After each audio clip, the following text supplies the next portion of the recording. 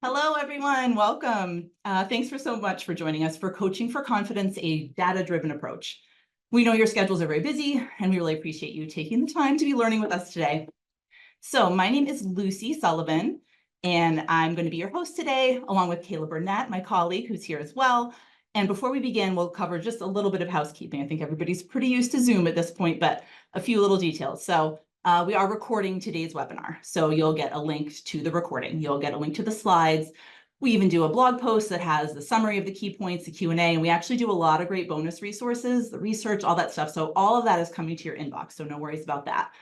To stay focused during the webinar, we do have the chat closed and your cameras are off, but we absolutely want to hear from you. It's one of the best parts of the webinars for us, honestly. So anytime you have questions, use that Q&A and just pop those in there. You don't need to wait for the Q&A breaks to share them. You can do comments too, or observations. All of that is welcome. We'll take a couple Q&A breaks so that we can run those questions by our expert presenters.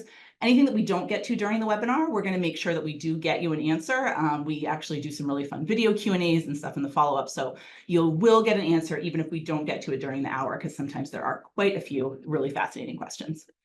And a brief introduction of who MRG is. Wow, that was all my housekeeping. It went so fast. So MRG is a global leader in designing assessments that foster self-awareness. They impact people in some pretty amazing ways. We have solutions for leadership, which you'll be hearing a lot about today. We do motivation, personal development, sales. We conduct also a lot of research on effective leadership behavior. We have a database of over 1 million participants around the world, and a lot of that research is what we're going to be basing what we're sharing today with you. And your presenters are Maria and Christine. So Maria Brown is the head of research and education here at MRG. She's conducted award-winning research on educational practices. She's presented, you may have seen her at Society of Consulting Psychology, EMCC, the European Mentoring and Coaching Council. She just presented at Disrupt HR here in Portland last week. And she just has a tireless curiosity about research, about data, and a real passion for understanding what's going on behind it. And then Christine Chassie is an executive coach and an educator here at MRG. And she joined MRG more than 15 years ago after a career in education. She's an ICF certified coach. She has just a huge breadth and depth of coaching experience, clients around the world. And she's played a really critical role in developing MRG's educational materials and training new consultants in the MRG tools. So she knows our stuff pretty well and certainly knows coaching very well. So that's who you'll be hearing from today. So what they'll be sharing with you, we'll look a little bit as, confidence. Is it soft? Is it nice to have, or is it need to have? And we'll look at 3 new research findings about self-confidence. So leveraging that database that we have. We'll look at how to practically, as a coach, help leaders become more confident. And then Christine will actually take you through a case study, a real life coaching for confidence with some pretty cool results. And you see, we'll be pausing for Q&A during both of those. So as we get started, we invite you to do just a little bit of guessing for us. We have a poll for you. Oh, let me find it. There we go. So do you think a person needs to feel confident within in order to convey confidence on the outside? We're eager to see what you might speculate on this, and I'll give you all a minute to start clicking. I did get a note in the comments to please speak more slowly. I appreciate that. I've been getting that note my entire life, and I will work on it. I promise you, Maria and Christine speak more slowly than I do. So apologies if anything I said went too fast, and I will follow up with any important details in that chat box. Again, thank you. All right, so we've got a lot of our votes in.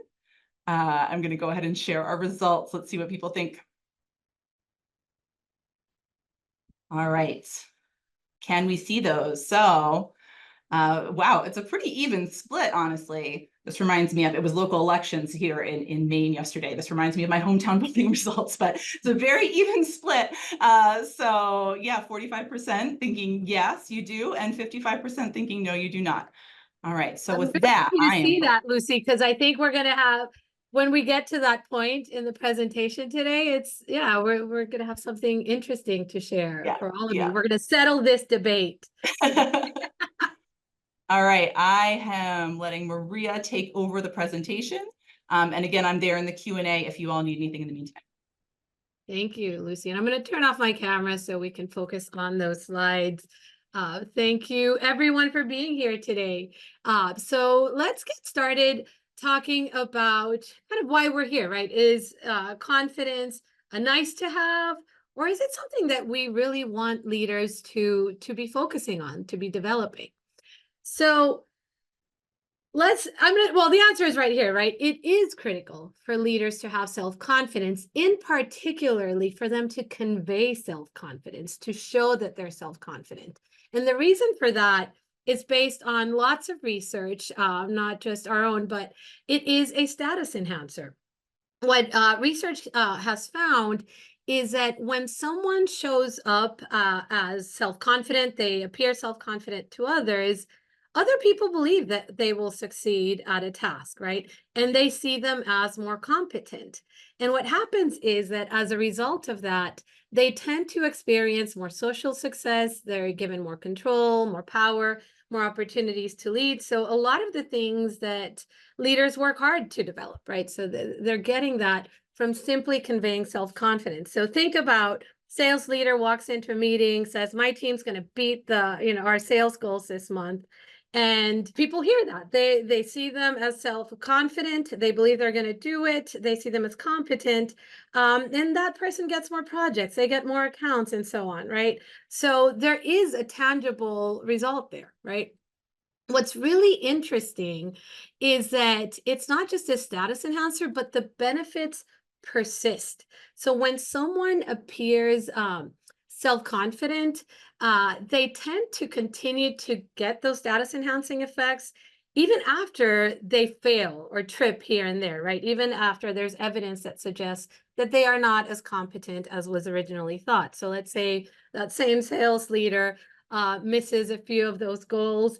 It takes a lot for someone to be seen as less competent if they've conveyed a high degree of self-confidence in the past, right? So not just status enhancing effect, but it's a persistent. It kind of protects them from normal things that can happen where someone fails here and there every once in a while.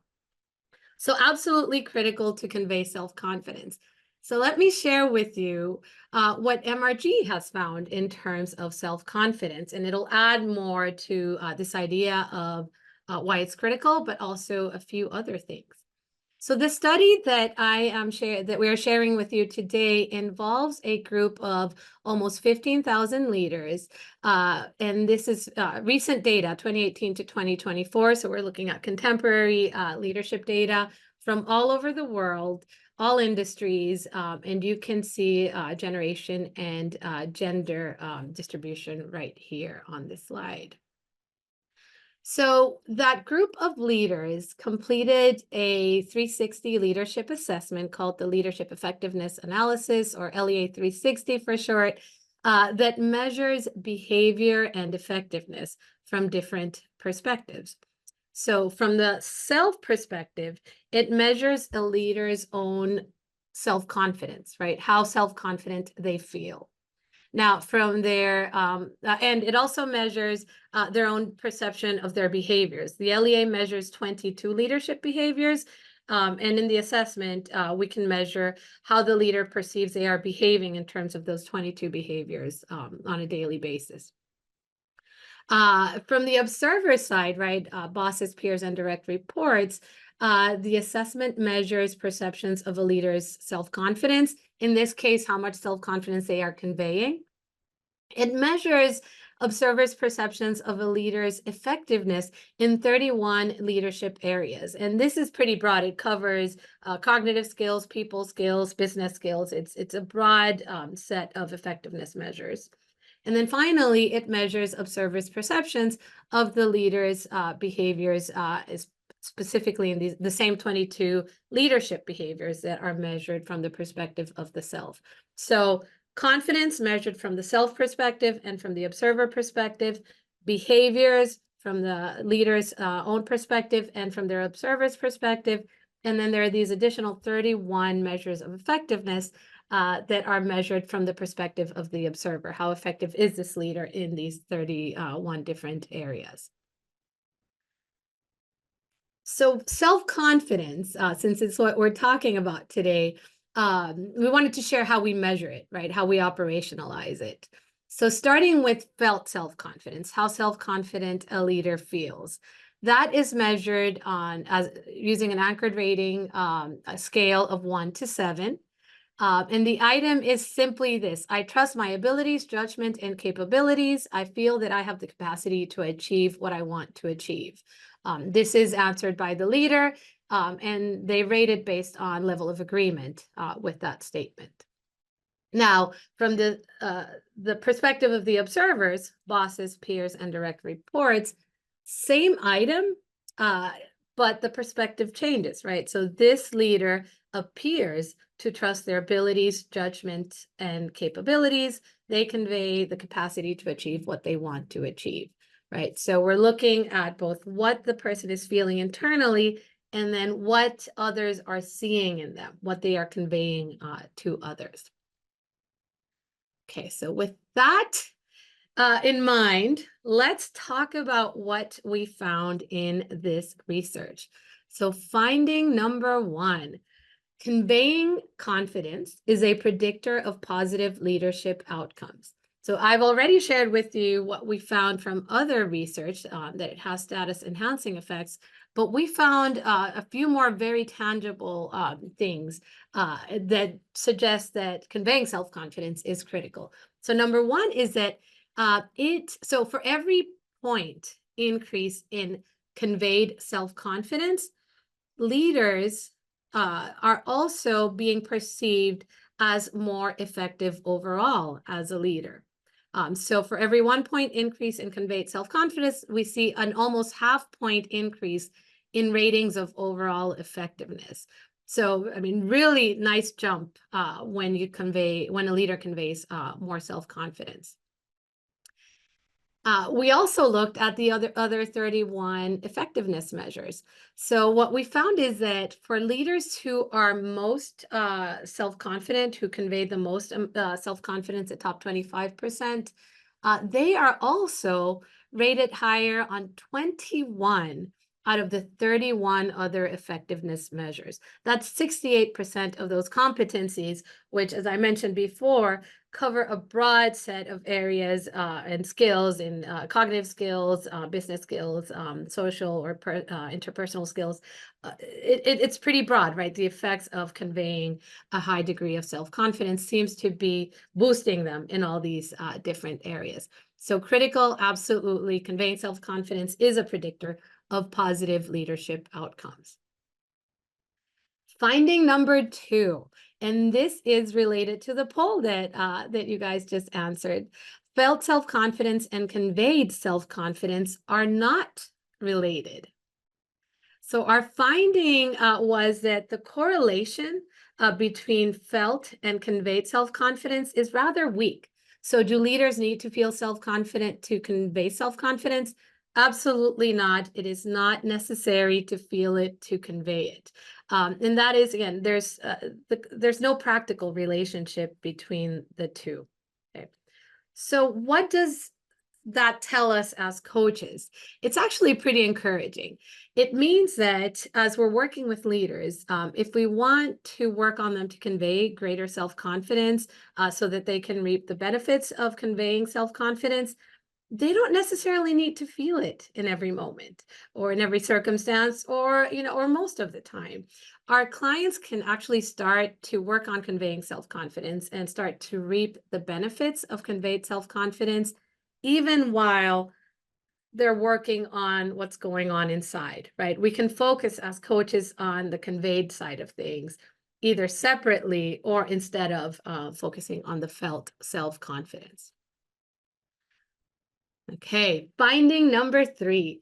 And the reason this one is so important is I keep telling you, conveyed self-confidence is critical. It's good for this, it's good for that. Okay, great. What do I do now?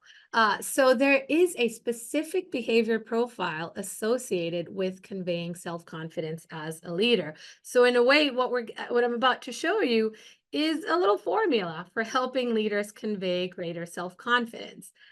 So what we found with that group of 15,000, almost 15,000 leaders, is that there are 8 key behavior shifts that can help leaders convey more self-confidence. So 5 out of those 8 are behaviors where increasing emphasis leads to conveying greater self-confidence. So what are they? Management focus, taking command, making things happen. Technical, maintaining and showing off their professional expertise, right? Using it when making decisions or when helping others make decisions. Being more strategic, thinking long-term, understanding the implications of their actions and their decisions. Being more persuasive, convincing, winning people over, using compelling arguments. And finally, being more assertive and competitive in their approach to leadership, which is what dominant measures. So 5 behaviors where placing more emphasis can lead to conveyed self-confidence right here. Now, 3 of those 8 are behaviors where turning down the emphasis, right? Reducing emphasis is likely to increase a leader's ability to convey more confidence. So these are deference to authority, or seeking the opinion of those more senior than them in the organization for their opinion, seeking that opinion, seeking their advice when making decisions. Consensual, seeking input from others and adopting their ideas. We want them to be doing less of that. Finally, cooperation, being very accommodating and putting the team's interests first. So doing a little bit less of these is associated with conveying greater self-confidence. The key word here that I really want to highlight is less, okay? It does not mean stop, it means reduce it a bit, right? Find the right level, because behavior change is a dial, right? It's not a switch, you turn on or off. And I'm sure all of us here can think about why, say, consensual, right? Seeking input from others and using that input is not something we want leaders turning off all the way, right? What we want them to do is think about when they might be overusing it, right? And perhaps not moving on to the next step once they've collected all that input. Christine, who's going to be speaking shortly, is going to get into this in a lot more detail, so she has a lot to say about it. But yeah, with all these findings, I am going to move on to some questions. So Lucy, do we have anything? We do. We have some great ones. And I'm going to start with the one that's come up from a couple people. And it's something that I know we asked ourselves quite a bit as we were developing this material. And basically it boils down to, I'll summarize a few that we've gotten, but let's talk about the risks of developing conveyed confidence without developing that internal confidence. Is that potentially, disingenuous, inauthentic? This is a conversation that we definitely had internally and talked a lot about. So I welcome both or either of you to share your thoughts on that. Yeah, Christine, how about I start and then you jump in? Because like Lucy said, we've been talking about this. Oh my gosh. So the idea is, right, to reap the benefits based on these data, it's important to convey it, right? And we are not saying by any means that feeling self-confident is not important. It absolutely is important. But if we're focusing on reaping these benefits of getting more chances to lead, more opportunities, conveying it seems to be enough, right? What we found when we dug deeper is that when you get to the very top of leaders who convey self-confidence, they also tend to feel more self-confident. So there's something happening at that top part of those very top leaders in conveyed self-confidence, where perhaps they're getting that feedback from conveying self-confidence and recognizing that people trust them. They might start trusting their own ability to do things, right? So there's that hope that as you work on conveyed, you're also going to feed into their ability to feel self-confident. Yes. Anything you'd like to add, Christine? Just that this was definitely a big internal debate, and we were like, oh, we don't like the fake it till you make it. Like, that just sounds disingenuous, and that's not what we want to encourage people to do. But as you all know, as coaches, part of what we do is ask people to stretch a little bit, ask them to try something that they might not be comfortable with. And anecdotally, and also research-based, it does seem that it does, when you make those stretches and all of a sudden you see, wow, I could do this. It really does help to increase your own level of self-confidence. So it's a starting point. It's not the whole thing, but it's a good starting point. Absolutely. Another question. So we noticed in those dial down behaviors, we're kind of in the team playing space, right? One attendee observed that that's kind of interesting. Is it possible that the way leaders are engaging in those behaviors is sort of the issue with confidence and how that's related to less conveyed confidence? I think if they're over relying on other people, it may come off as less self-confident. So absolutely, that's a really good intuition from the person who asked the question. And I don't, yeah, Christine's gonna get into this in a lot more detail.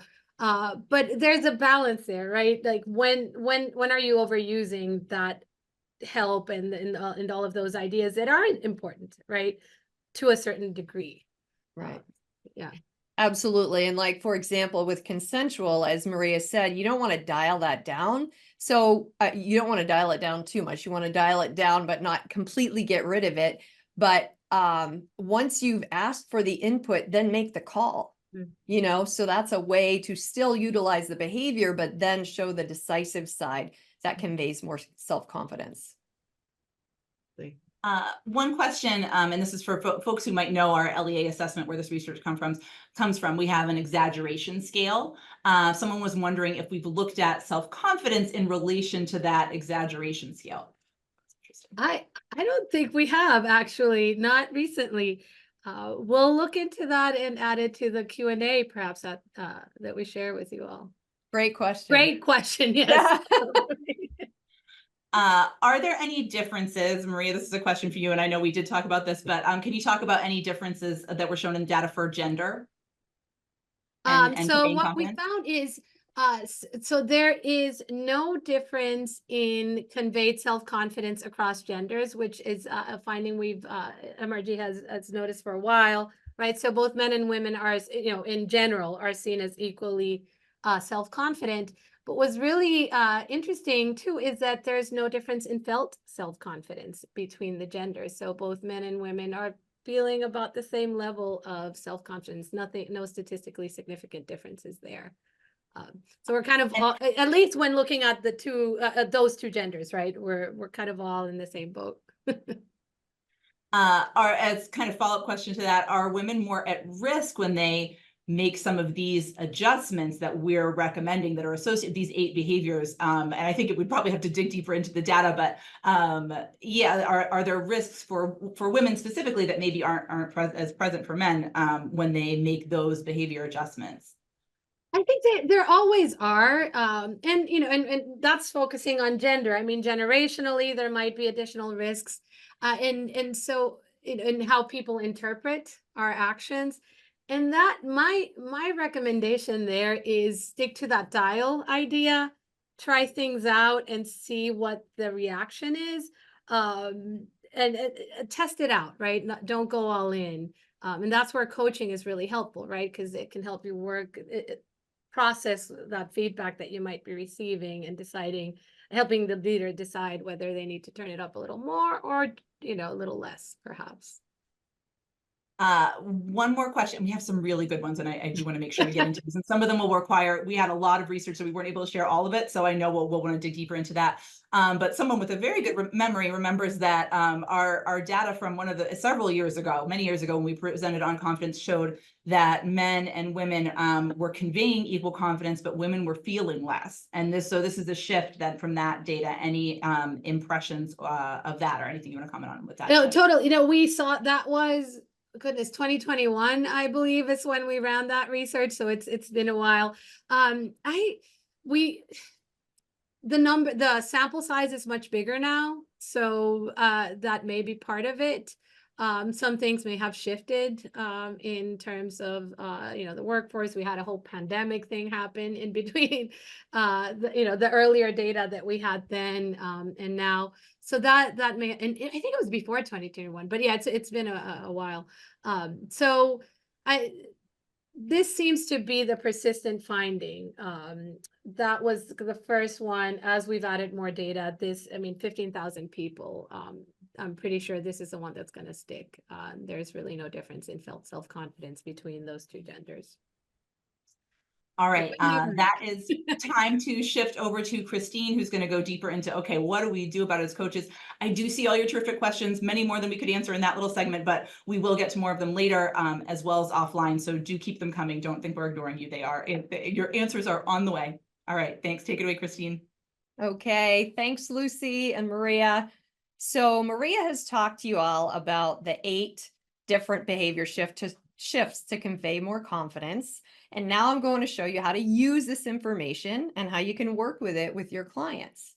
So here's another picture of all the 8 different behavior shifts, which seems like a lot, right? As a coach, it's like, how am I going to work with my clients with all of these as a client, as a leader? Like, how am I going to make all of those big changes?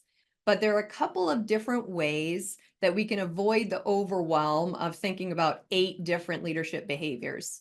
So the first one is to narrow the focus. So the first thing to think about is we are dealing with individuals, right? We're not dealing with these large data points, not dealing with 15,000 leaders that Maria talked about. So we need to realize that not every leader, and not even every lower confidence leader, will need to develop all 8 behaviors. We can narrow it down by focusing on the individual, by getting to know them, by understanding how they lead, through conversations with them, through coaching, and especially through using assessments, right? Assessments can give you a real nice objective way to see how that leader is behaving when they're in that leadership position. So here at MRG, we use the LEA 360 that Maria mentioned before.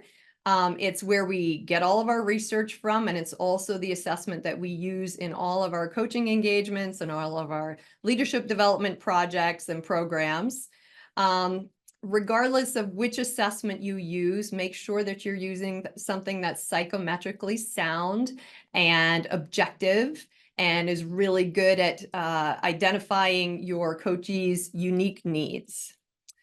And obviously research can inform our coaching, but we want to coach the individuals, the human beings that we're working with, right?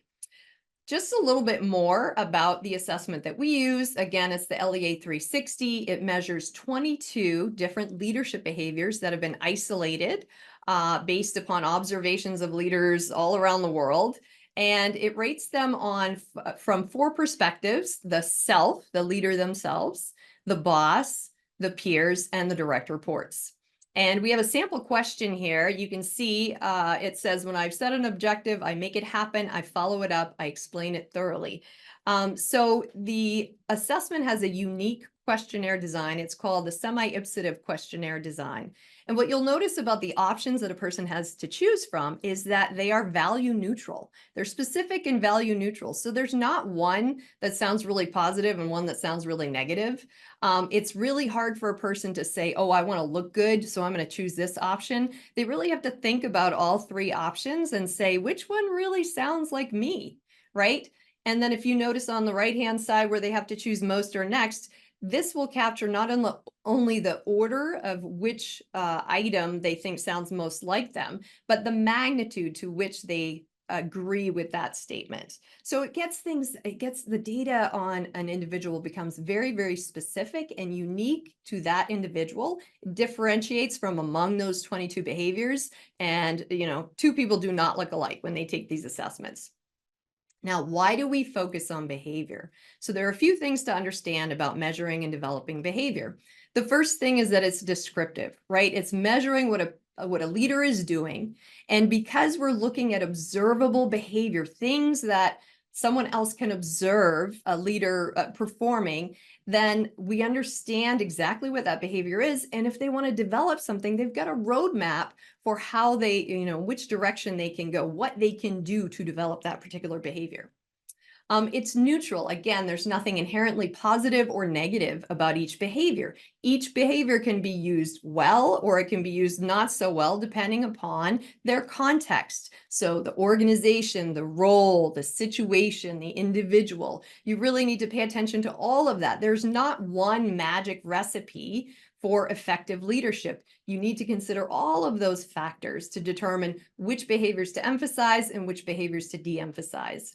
And also, behaviors are malleable. So there's something that they're not inherent, they're not hardwired, they're not like personality, something that you can actually take some action upon, which is real positive for people when you're working with them.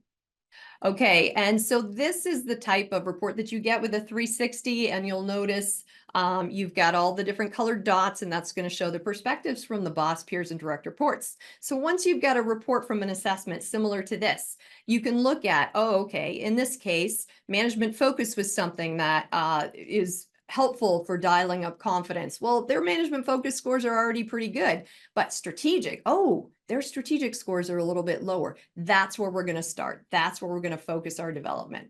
Okay.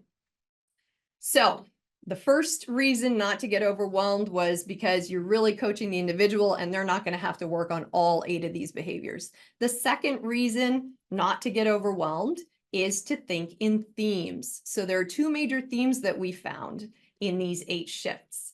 And so that the behaviors can be developed in tandem, which is going to help them to increase their conveyed self-confidence.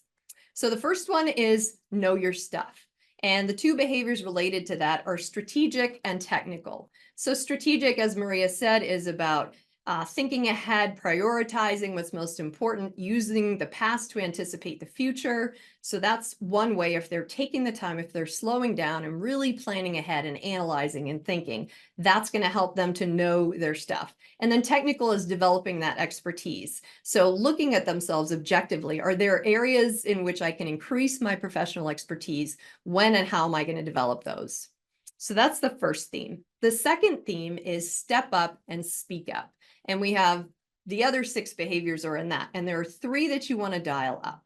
So management focus, persuasive, and dominant.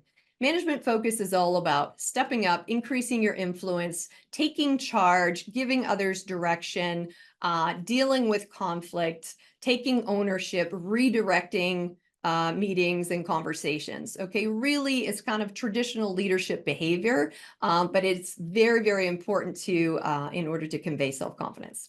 Persuasive is utilizing language in a way that's going to be convincing and winning others over to your point of view. So preparing your pitches thoroughly, considering that different people are influenced by different things. Some people like data, some people are really more influenced by emotion, right? Anticipating pushback. And then finally, dominant is being a little more aggressive, being a little more forceful. So constructively challenging others' ideas, not backing down too quickly, practicing being assertive in safe settings, being a strong advocate. All right, so those are the 3 you want to dial up under the step up and speak up. Now, the ones you want to dial down are in the team playing area. That's correct. So consensual, we already talked about, right? Consensual is asking for others' opinions. So in this case, it's still a good behavior to ask for others' opinions, right? But know when it's your call to make. So get that information and then make the call. Develop skills to explain your rationale to those who disagree. And then move decisions along quickly. One of the things about consensual is that you can spend so much time gathering information that it takes a while for decisions to be made. So that's a way that you can dial it down a bit. Also, you want to dial down deference to authority. So that is referring to your superiors, deferring to your superiors, looking to them to help you make decisions, having, following the rules, that type of thing. So in this case, to dial that down, you want to choose 1 or 2 things that you're willing to ask for forgiveness for rather than asking permission. And also be prepared, prepare yourself to share your insights with your superiors, even if you think they might disagree. And push back maybe gently. And then cooperation. Cooperation is all about, team playing, compromise, and people who are high in cooperation. I mean, they want to help others out, which is again a wonderful behavior.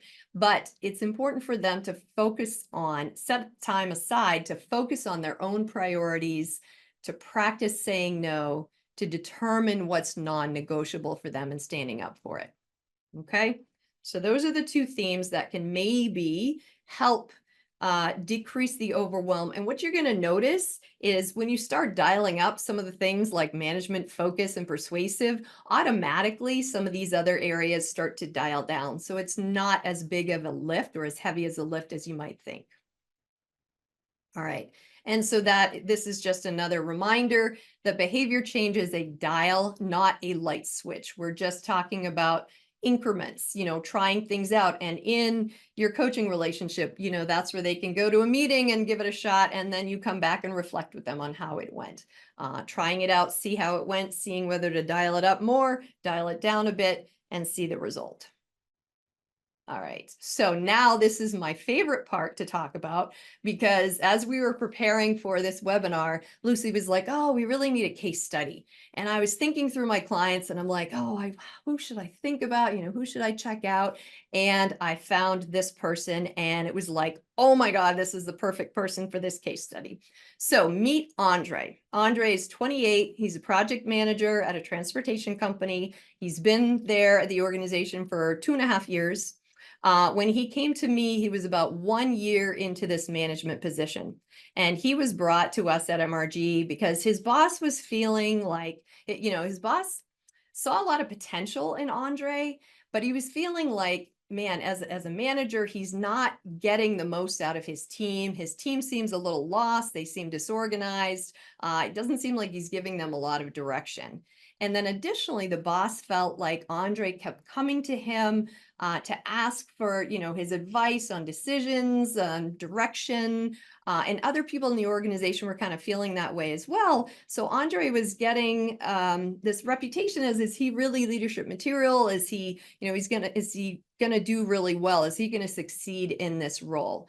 But they saw his potential, and so that's why they brought him to coaching with us to see if we could do anything about it. So as part of the coaching, we gave him an LEA 360, and here were his starting scores. So what you'll see is the first one is management focus. So again, management focus is where you take charge, you're directive, you stand visibly as a leader. And you can see that his scores were pretty low on a scale of 1 to 100. His boss and his peers were at a 35%, but his direct reports were down at a 10. Those are the people he's supposed to be directing, and they saw him very, very low. His deference to authority was extremely high. So again, he was deferring to those superior or senior to him in the organization and asking their permission. And he was also, sharing those, saying, oh, let's talk to the boss before making a decision when he was around his peers and direct reports. And then also strategic. So strategic, he was kind of in the mid-range, and he really was a pretty strategic person, thinking about, analyzing data for the organization, making plans, all of that. But as we talked a little bit more, we thought that might be another focus area for him to work on. All right. Now, we also did the effectiveness questionnaire on him, and that's on a scale of 1 to 7. All right. And so the first thing that we looked at was perceived confidence. And what you'll see his scores are okay, right? They look kind of average. But what you need to know about the anchored rating scale of 1 to 7 is that typically not a lot of people give others between a 1 and a 3, right? So it's kind of the scale itself is kind of short. And so a 4, even though that means sort of average, really is kind of a lower score. So a 4 is not great. His boss saw him as a 5, peers 5.7. So he's, pretty good. He's all right. Same thing for overall effectiveness. He had the exact same scores. So direct reports, not so great, doing pretty okay for the others. And then we have future potential. Again, his direct reports saw him relatively low with a 4, but then, others do absolutely see his potential. So this is where we're starting from. So what did we do? We started to work, and our first main focus was management focus, which again is being influential, taking charge. Now, why were his scores so low was the first thing we needed to find out about. Well, come to find out, Andre had a dictatorial boss in the past who was really, just told everybody what to do, didn't listen. He really did not appreciate that experience, and he did not want his team to feel that way. So he really tried to give them a lot of space. He also was of the opinion, like, these are all grown-ups. I'm going to do my work. They can do their work. I don't need to remind them, kind of, who am I? I'm going to let them, share their opinions. But what was happening is, in the team meetings, one or two strong characters were kind of standing out, and they would derail the conversation. And then the rest of the people were kind of left wondering, what the heck's going on? So there was not a lot of direction. So when we started to talk about it, we're like, all right, those team meetings are really important. You need to make sure that you've got a purpose for every meeting that you have with your team and a strong agenda. And if people start to derail and pull it off course, you as the leader need to bring it back, to that purpose, always reminding people of the purpose, and bring it back to the agenda. You can consider input from your team, but then you need to make the call, and you need to show them you're making the call. And you need to take responsibility for the performance of your group. You as the leader are responsible for how your team performs. So it's not just about the individuals. So you've got to, take control of it and provide constructive feedback to naysayers. So this was a big stretch for Andre. He was not really comfortable. So we had to do a lot of role playing and, coaching, and he would try something out and come back, and we'd reflect on it, and he would try something else. But this was the biggest stretch for him. The next thing we looked at was deference to authority. And it was like, wow, those are some really high scores, especially on a norm-based assessment, right? You're really, really in the top compared to other leaders. So, Andre was he was really eager to please. He was quite ambitious. He wanted to be promoted. I mean, he had just gotten a promotion, but he also, wanted to keep growing. And because of that, he was hesitant to act without asking. And he was also hesitant to push back against those senior to him in the organization, which gave the feeling that he needed a lot of support and maybe wasn't leadership material. So again, it was all about preparing for the meetings. Like, before you're going to meet with your senior people, make a plan. Figure out what your opinions are and figure out how you're going to present those ideas. Practice using persuasive language. And then also identify one or two things that you can do without asking, where you're going to ask forgiveness rather than permission. All right. So those were the changes that we worked on. And then finally, with strategic, again, he was already utilizing strategic behaviors, thinking ahead, planning, analyzing, in reference to the organization's goals.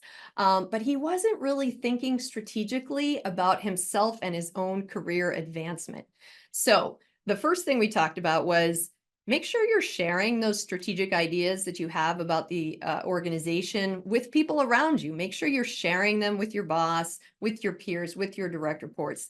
And then secondly, let's take some of that strategic thought and turn it inward a little bit and figure out how you can use that to your advantage for your own career growth. So my homework for him was to set up a weekly personal strategy summit.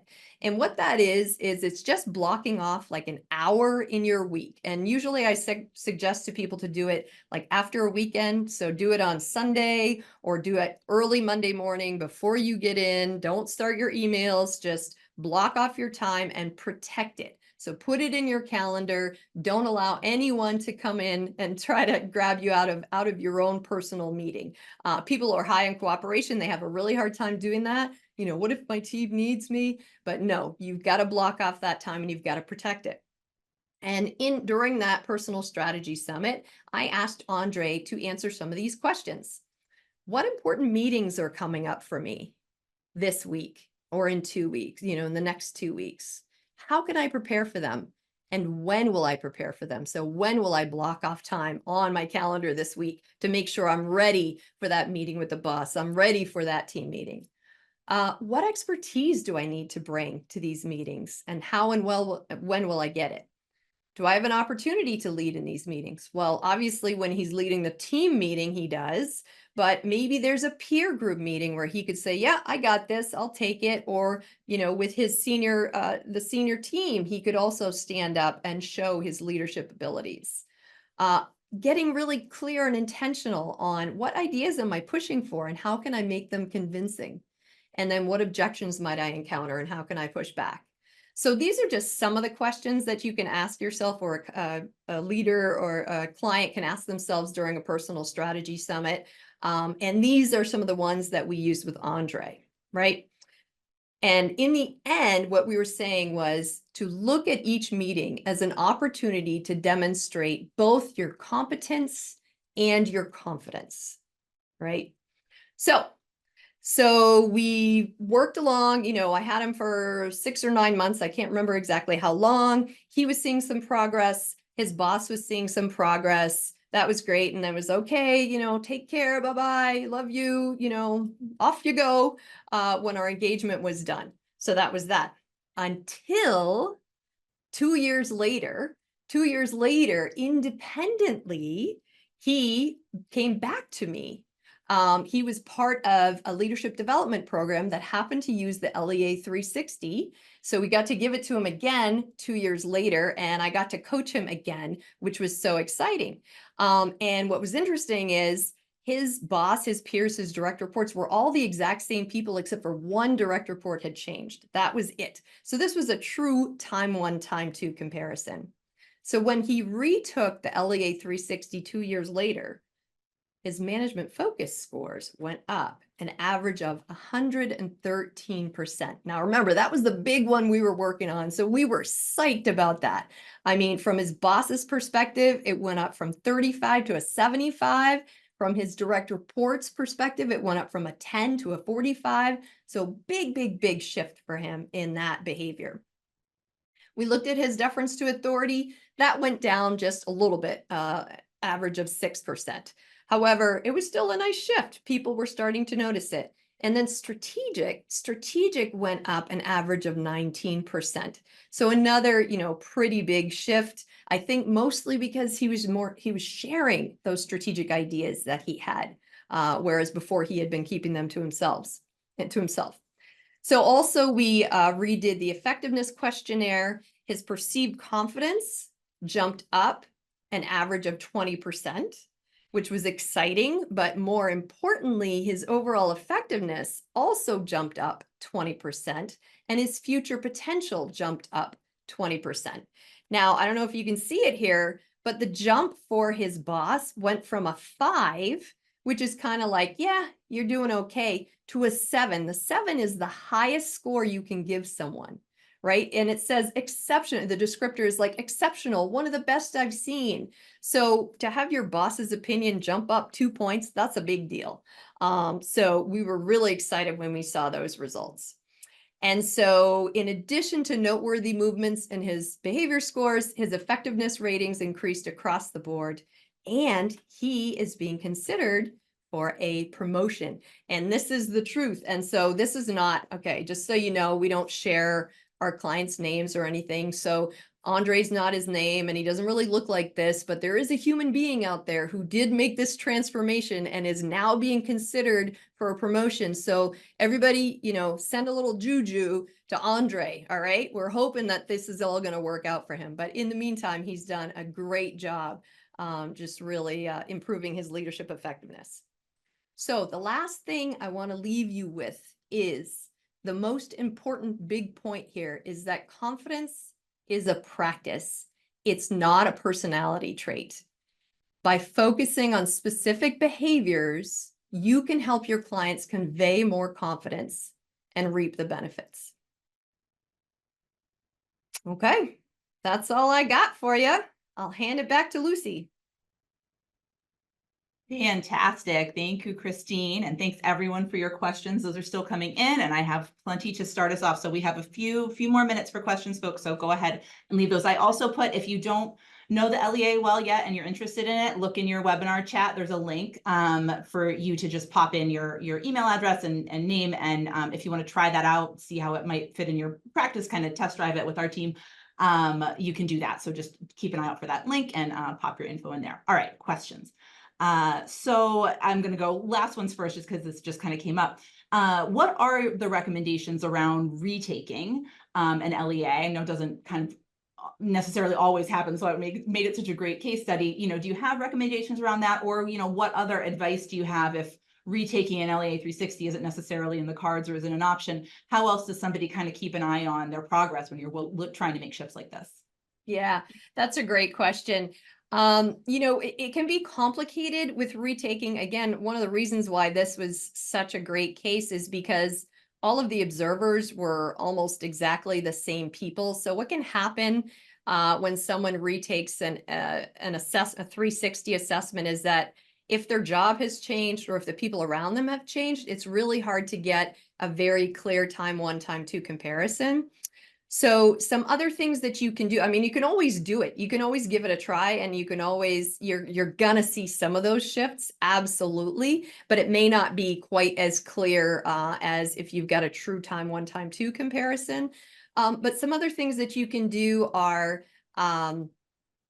interviews, or we have a lot of, like in our coaching engagements, we have a lot of 3-way sessions with the bosses to check in on progress. You can also do what we call pulse surveys, where you can, specify some very specific behaviors and send them out occasionally, once a month, once a quarter, just to see how a person is doing on things. So there are a few different ways that you can capture that movement.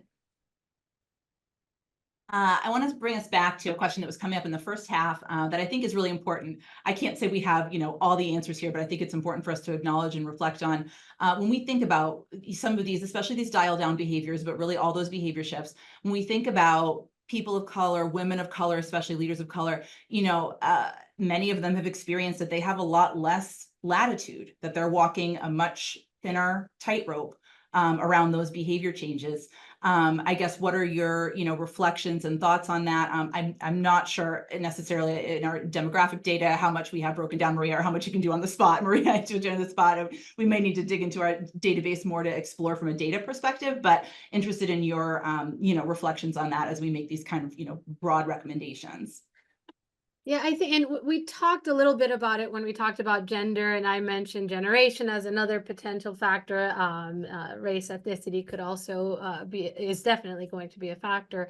And that's, so yeah, like you said, Lucy, research-wise, the sample sizes aren't so large in some of the groups that come up in these types of discussions. So we don't necessarily have the answer based on research, but yes, being more dominant, right, is going to be perceived differently depending on who it's coming from.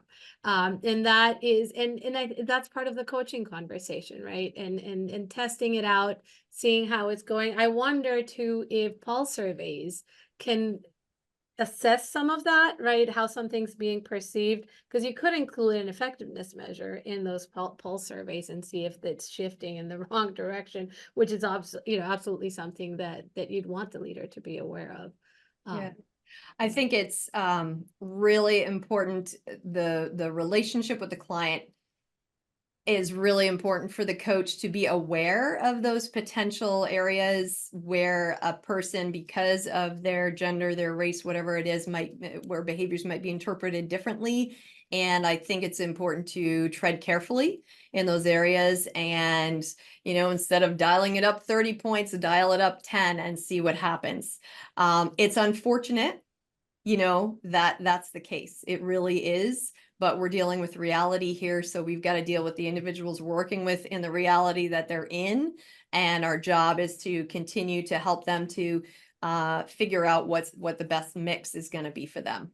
Yeah, and I think, and we have 8 behavioral shifts, right, that the research is showing in general, right, in aggregate. So hopefully that gives the leader and the coach some alternatives to consider as they're coming up with the best plan for that particular individual.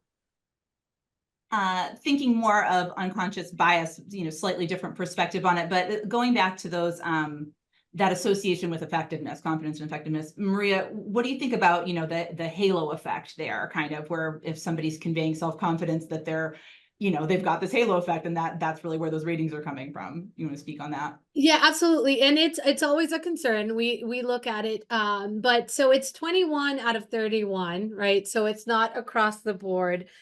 We make sure to look at effect size so that the differences are rather large. So there are two things there, right? Even if there is a slight halo effect, they're still being seen as more confident, and it's a big difference. Or sorry, more effective, and it's a big difference. And we're only focusing on those that have that larger jump. For the most conveyed self-confident confidence individuals. There are also, I will say, two behaviors that drop for the more self-confident individuals. I think business aptitude is one of them. I can't remember right now what the other one is. So they drop in number, but the effect size is small. Okay, so practically not a differential, not a differentiating factor, but the fact that the directionality is different is a good indicator that not everything is a halo effect, that people are actually thinking about each of the 31 different competencies when they're responding to how effective someone is. One more, just a clarifying question that someone had about the LEA, because we were only looking at observer scores. Does the LEA show self-scores? And then just out of curiosity about Andre, you know, how were his self-ratings compared to, you know, was he blindsided by this? And I will note, just a little plug for, and I just put it in the chat, but our upcoming webinar, we're doing an encore of our webinar on blind spots, which is completely about those big gaps in scores between how somebody sees themselves and how their observers see them. So we did that a couple months ago. it was huge. We're going to do it again in August, so you can register for that if you want more on that. But anyway, I'll have Christine comment on Andre. Sure. Yeah. Yes, first of all, yes, the LEA, you definitely see the self scores. And yes, Andre had some big blind spots. I think he did not think he was that deferential to authority at all. His strategic scores were maybe a little higher than his observers, because again, a lot of it was going on in his head, but he wasn't necessarily sharing all of that. And that's what you'll see in the difference between self and observer scores, is that you've got, as your own score, you've got the advantage of knowing what your intentions are, what you've been working on, how much effort you've made. Other people are only seeing what you put out there. So a big part of the 360 process is figuring out, is what I'm putting out there having the effect that I want it to have? His management focus scores were not as low as everybody else, but they were not like really, really high. Yep. All right, with that, I'm going to make sure everybody can get off this call and on to the next part of their day. But so those slides and recordings are coming your way. We'll do a blog post wrap up. And if you had questions that we didn't answer during the hour, we will get to those in the blog post as well. We also have a cool coaching crib sheet. It's got just like 2-page kind of the key takeaways. We have the research. So if you are a person who loves to dig into data. So anyway, we have a lot coming. So do keep an eye on your inbox. And like I said, you can pre-register for our next webinar that's coming up in August. If you're looking for SHRM credit, that's in there as well. And then, as I mentioned, if you're interested in the LEA, not familiar with it, want to try it out and see, learn a little bit about your own scores and just see how that might fit into your practice. The next steps for that, just follow that link that's in the chat, and our team will connect with you. And of course, we have certifications in that all the time. So you're welcome to join us for one of those. We would absolutely love to have you. So we hope to see you again at our next webinar in August, and our fall slate is going to be announced as well. I think we're going to be doing a little bit of a focus on motivation in the fall. So that should be really fun. And we hope you will join us for that. I think that's all I have. Is that right, gang? Am I forgetting anything? Okay. Thank you so much, Maria and Christine. And thank you everybody so much for joining us. We had a great group, very active. We appreciate your perspective. Thank you so much. Hope to see you again soon.